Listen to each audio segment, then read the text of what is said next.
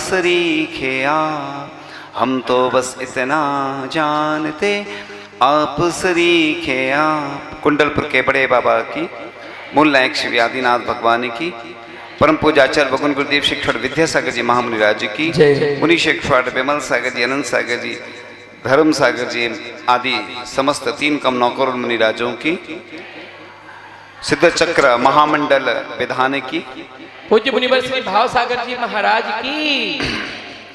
अष्टानी का पर्व प्रारंभ होने वाले हैं। पहले तो हम नहीं जानते थे कि अष्टानिका ये आती हैं चली जाती हैं। पर्युषण पर्व पर तो लोग व्रत उपवास आदि करते हैं और पूरे विश्व में 10 लक्षण महापर्व अच्छे से मनाया जाता है। लेकिन धीरे धीरे जैसे जैसे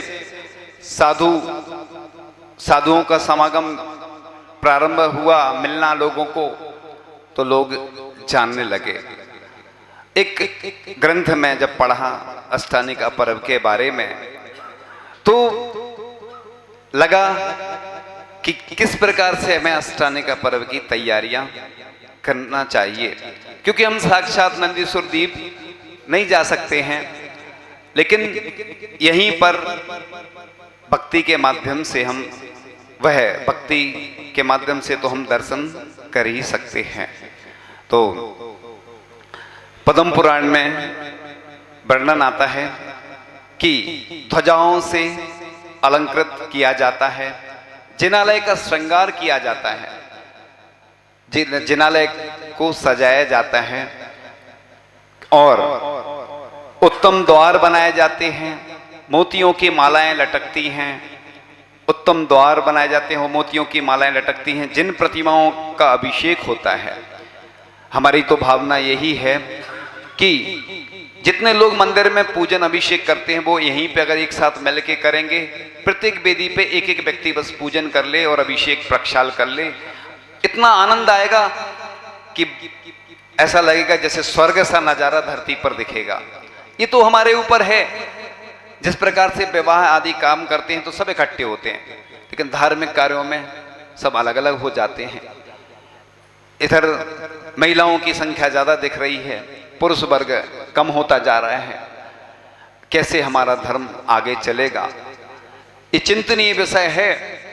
क्योंकि अभिषेक पूजन करके कलसा ढारो रे और भागो रे, लोग भाग जाते, पुरुष वर्ग दिखते ही नहीं मंदिर में, तो कैसे काम होगा।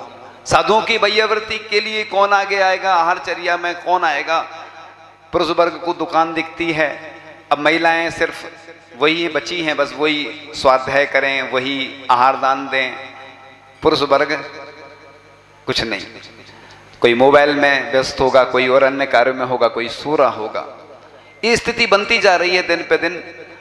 और जब कोई कार्यक्रम होता है तो उसमें तो सब लोग सहभागिता दे देते हैं, लेकिन स्थितियां बहुत बिगड़ती जा रही हैं। ये पूरे देश की बात है और देश के लिए बोल रहा हूँ, पूरे यहीं के लोगों को नहीं बोल रहा हूँ, सिर्फ यहाँ के लोग तो सुन रहे हैं, लेकिन जो देश में बैठे विदेश में बैठे सब लोग सुनते हैं। उन सब तक हम हमेशा एक व्यक्ति का उदाहरण हमेशा देते हैं हर जगह। और सिंगापुर में एक व्यक्ति है, वो प्रतिदिन, पहले की बात बता रहे हैं कि झरने से जल लाता था, अभिषेक करता था, सिंगापुर में रह के 60 किलोमीटर दूर जाता था और बिलछानी डालने, जीवानी डालने जाता था। अभी भी वो आता है, दर्शन करने आता है, कुंडलपुर में भी आया था। ऐसे बहुत सारे युवा हैं जो बेंगलोर में, पुणे में रहते हैं, इधर से अच्छा वातावरण उधर है, धार्मिक क्रियाएं करते हैं। और कई लोग ऐसे भी हैं जो बगल में मंदिर है फिर भी मंदिर नहीं जाते, ना अभिषेक करते, ना पूजन करते। तो कितना अच्छा वर्णन आया है कि हजारों कलश दिखाई देते हैं। उस समय किए गए कार्यों की शोभा देखते ही बनती थी। कोई मंडल बनाने के लिए बड़े आदर से 5 रंग चूर्ण पीसने का कार्य करता था। रंगोली बनाते हैं ना, पहले रत्नों की रंगोली बनती थी, रत्नों को पीस करके उसकी रंगोली बनती थी और बड़े आदर से। कोई जिन मंदिर द्वार का श्रृंगार करता, कोई उत्तमोत्तम सामग्रियों को एकत्रित कर अभिषेक करता और व्रत करने वाला कृत्रिम स्वर्ण चांदी तथा रत्नों से महापूजन करता। आज तो ये दृश्य देखने ही नहीं मिलते हैं। और वाद्य यंत्रों से शब्द होता था, जिन भगवान का रथ निकलवाया जाता था। और इन दिनों समस्त पृथ्वी पर राजा की ओर से जीवों के मारने का निषेध रहता था। आज तो वो संभव हो नहीं पाता, लेकिन फिर भी जितना कम हो सके अपन को प्रयास करना चाहिए कि अष्टांगिका में जैसे पर्यूषण में करते हैं वैसे ही व्यापार आदि में, घर के कार्यों में कम से कम हिंसा हो। ये चतुर्मास प्रारंभ ही माना जाता है। अष्टांगिका से अष्टांगिका तक 4 माह हो जाते हैं, वह चातुर्मास ही कहलाता है। और चातुर्मास प्रारंभ जब होगा तो वो तो दीपावली पे निष्ठापन उसका हो जाता है, लेकिन जो पदार्थों की मर्यादाएं होती हैं भक्ष्य पदार्थों की, वह चातुर्मास से चातुर्मास तक यानी अष्टांगिका से अष्टांगिका तक चलती हैं। तो इस प्रकार से आप लोगों को करना चाहिए। सर्वप्रथम बहुत अच्छा भजन है, अरिहंतों की प्रतिमाओं का ध्यान धरो भाई, कोई भी ना करे जिसे वो काम करो भाई, भोगों की चाहत में राहत किसको यहाँ मिली, बगिया में वह कली कौन सी रहती सदा खिली, मानव जिसमें धसता जाता जीवन बह खाई, कोई भी ना करे जिसे वो काम करो भाई, सांसों की चाबी से चलता तेरा देह खिलौना, बच्चों सा यह खेल सदा ही तुझको लगा सलोना, समय मिलाना आत्म ध्यान का अब मृत्यु आई, कोई भी ना करे जिसे वो काम करो भाई, तन अपना जब धोखा देता क्यों पर को चाहे, पंछी मर जाता पिंजरे में उड़ना ना चाहे, अपने को पहचाने यहाँ और सबसे मांग विदाई, कोई भी ना करे जिसे वो काम करो भाई, यदि तू चाहे नहीं डूबना इस भव सागर में, अरिहंतों को नहीं भूलना घर में बाहर में, इसी नाम की रटना से तू प्रीत लगा भाई, कोई भी ना करे जिसे वो काम करो भाई। पुण्य के कार्य करने वाले दुर्लभ होते हैं। यहाँ जितने लोग बैठे हैं सब पुण्यशाली हैं, क्योंकि पाप के कार्यों में तो दुनिया लगी हुई है। यहाँ पर वही आ पाते हैं जो बहुत पुण्यशाली होते, भाग्यशाली होते हैं, महासौभाग्यशाली होते हैं, क्योंकि ऐसे अवसर बिरले ही लोगों को मिलते हैं। पहले लोग दान नहीं करते थे। पहले सिद्ध चक्र विधान जब होते थे लोग कोपर में द्रव्य रख लेते थे, उदक चंदन अर्घ पढ़ के वो चढ़ा देते थे। पहले ना इतने प्रतिष्ठाचार थे, ना महाराज आदि आरी का संग थे, और इतनी व्यवस्थाएं नहीं थी, तो लोग ऐसे ही अर्घ चढ़ के सिद्ध चक्र विधान पूरा हो जाता था उनका। सिद्ध चक्र अर्घ चढ़ा दिया और हो गया सिद्ध चक्र विधान। अब इतनी व्यवस्थाएं सब उपलब्ध हैं, सब चाहते भी हैं कि हम करें, लेकिन कुछ ना कुछ किसी की मजबूरी रहती है। अष्टांगिका पर्व एक ऐसा अवसर आता है जो आएगा चले जाएगा, लेकिन भाग्यशाली वही हो पाते हैं जो ऐसे अवसर पर दान देकर उनकी कीर्ति पूरे विश्व में फैल जाती है। आप तो सब जानते हैं कि आज कोई की प्रसिद्धि देखो, हमने देखा है सामान्य व्यक्ति रहता है उसको कोई नहीं चाहता, लेकिन जो दान करता है तो उसको सब चाहने लग जाते हैं। उसके कितने सारे तो रिश्तेदार हो जाते हैं, पूरे सब कहते हैं वो जो कोई दान देता है तो सब कहते वो हमारा रिश्तेदार है, और गरीब आदमी से सब दूर भागने लग जाते हैं। यानी कोई अच्छा काम करता है, दान त्याग, कोई साधु बन जाता है तो कितने सारे उसके परिचित रिश्तेदार हो जाते हैं, और एक घर छोड़ता है तो 1008 घर तैयार हो जाते हैं। और एक माँ को छोड़ते हैं जो साधु बन जाते हैं, त्यागी व्रती बन जाते हैं। एक माँ को छोड़ते हैं तो 108 माँ तैयार रहती हैं, रहती कि नहीं, कितनी सारी माँ होती हैं। इसलिए आप लोग इस अवसर पर अगर चूक गए तो पछताओगे, क्योंकि फिर अष्टांगिका तो आएंगी, लेकिन कब आएंगी? चातुर्मास के बाद आएंगे। और अष्टांगिका में कहाँ रहेंगे हमें भी नहीं मालूम, क्योंकि चातुर्मास दीपावली हुई उसके बाद बिहार प्रारंभ हो जाते हैं।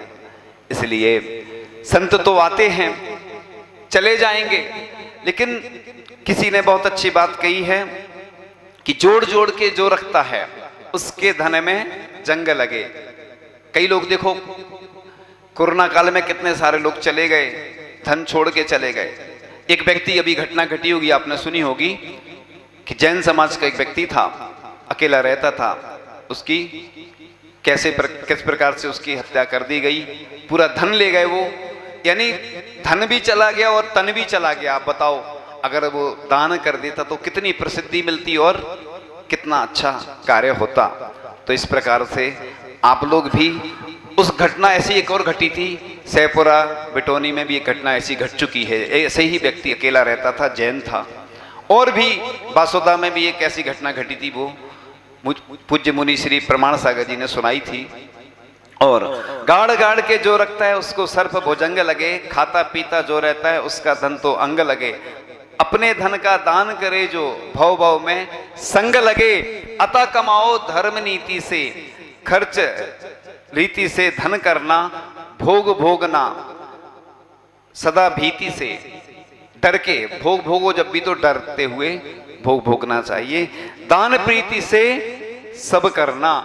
तो दान के जो प्रकार लिखे हुए हैं वो इसलिए लिखे हैं, परिग्रह जो जोड़ता है उसके लिए थोड़ी सी प्रसिद्धि तो मिल जाती है, लोग देखते हैं कि आपके पास बहुत अच्छी कार है, लेकिन जो दान करता है उसकी चारों ओर प्रसिद्धि फैलती है। तो आप लोग दर्शन करने जाते हैं और सौभाग्य प्राप्त करना चाहते हैं कि हम उनका समागम प्राप्त करें, तो दान करने वाला महान बनता है। इसलिए स्व और पर के उपकार के लिए अपने धन का त्याग करना ही दान कहलाता है। कोई दानी है, कोई प्रिय बोलने वाला है, किंतु दानी और प्रिय बोलने वाले लाखों में भी दुर्लभ हैं। लोग उदासीन हो जाते हैं जब दान की बात आती है। अभी तो हमने दिया था, एक व्यक्ति ने आचार्य ऋषि के चतुर्मास का कलश लेने का मन बनाया। उसने कहा अपने पास तो कुछ है नहीं, अब कैसे लेंगे, कलश तो लेना है। अब उसने सोचा एक जमीन है वह बेच देंगे, लेकिन कलश तो जरूर लेंगे। उसने मन बना लिया और आचार्य ऋषि के चतुर्मास का कलश ले लिया।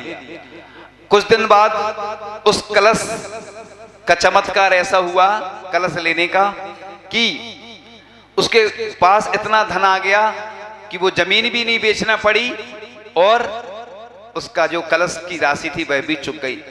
कल ही हमें एक व्यक्ति बता रहे थे और वो कह रहे थे, महाराज जी मैंने दान देना था मेरे लिए, और उसने अपनी बात कही कि आचार्य भगवान ने संकेत दिया कि मंगलाचरण करना है, और मंगलाचरण करना है, और हमने तो कुछ कम सोचा, लेकिन आचार्य ऋषि ने बोला कि बड़ा मंगलाचरण करना है। उस व्यक्ति ने आचार्य ऋषि की बात मान ली कि आचार्य ऋषि बोल रहे हैं तो कैसे हम बात नहीं माने उनकी। और आचार्य ऋषि की बात उसने मानी, और बाद में उसने ये बताया कि महाराज जी जैसे ही हमने आचार्य ऋषि के समक्ष घोषणा की, जाने क्या से वो चमत्कार हुआ कि हमने पास इतना धन आने लगा कि आता ही चला जा रहा है। मैं अभी भी धीरे धीरे किस्तों में चुकाता जा रहा हूं, और मेरे लिए जो डर लग रहा था, घबराहट थी, अब वह भी कम हो गई है। और आचार्य जी ने एक संकेत और दिया है कि एक और बड़ा काम करना है। तो ऐसे कई व्यक्ति हैं पूरे देश भर में जो हमें संस्मरण सुनाया करते हैं अपने, कि मैंने जब प्रतिमा के लिए मन बनाया तो मैं घबरा रहा था, डर रहा था, लेकिन जैसे ही मैंने प्रतिमा विराजमान करवाने की भावना की, तो एक किशनगढ़ वाले आते हैं। उन्होंने जब पूज्य ज्ञान सागर जी महाराज की छतरी बन रही थी, उन्होंने मात्र कितना दान दिया था? 2000 रुपये। कितना दिया था? 2000 रुपये। अभी उन्होंने कुंडलपुर में सुनाया हमारे लिए कि पहले तो हम ये बोलते थे कि बड़े बाबा की कृपा उनके ऊपर सबसे ज्यादा है, और सबसे पहले उन्होंने बड़े बाबा के यहाँ दान दिया था, लेकिन जब उन्होंने खुद बोला तो बोले उस दिन की बात है कि आज तक मैं दान करने में कभी चूकता नहीं हूं, और इतनी सुख समृद्धि और यश कीर्ति फैल रही है पूरे विश्व में। उनका नाम चलता है जैन भामा साहे के नाम से। और आज वो दान, जब भी दान की बात आएगी तो वो मना नहीं करते कभी। कोई प्रसंग आ जाए, कोई ऐसी अनुकूलता नहीं है तो बात अलग है, और वो करते ही जा रहे हैं। और उनकी प्रसिद्धि पूरे विश्व में, बड़े बाबा से लेके खड़े बाबा, आपकी शक्ति है तो जरूर करें, और नहीं है तो कम से कम भगवान की भक्ति पूजन और महाराज जी आदि की जो कक्षाएं हैं और जो प्रवचन आदि है उनका लाभ जरूर लेना, क्योंकि अलग से तो आप आ नहीं पाएंगे, आपको फिर अनुकूलता नहीं बन पाएगी, लेकिन जब सामने समागम मिल रहा हो, सौभाग्यशाली और पुण्यशाली लोगों को ही ऐसे क्षण उपलब्ध हो पाते हैं। ऐसे बहुत सारे लोग देश और विदेश में रहते हैं जो रोते हैं, आंसू बहाते हैं कि हमें साक्षात मुनियों के दर्शन नहीं हो पा रहे हैं, समागम प्राप्त नहीं हो रहा है, और जिन लोगों को प्राप्त होता है वह पछताते हैं। और चतुर्मास के बाद तो ऐसे बहुत सारे लोग आएंगे जो यही कहेंगे महाराज जी हम तो रह ही गए, हमें लाभ नहीं मिल पाया। हमारे पास हर साल हर वर्ष ऐसे बहुत सारे लोग आते हैं, जहां जहां से हम जब जाते हैं ना तो यही बोलते महाराज जी हम रह गए, इसलिए आपको पछताना ना पड़े। सबको बता देना यहाँ पर भगवान की भक्ति अपन सब मिलकर करेंगे, इन्हीं भावनाओं के साथ। परम पूजाचार्य भगवान गुरुदेव श्री ईश्वर विद्यासागर जी महामुनि राज की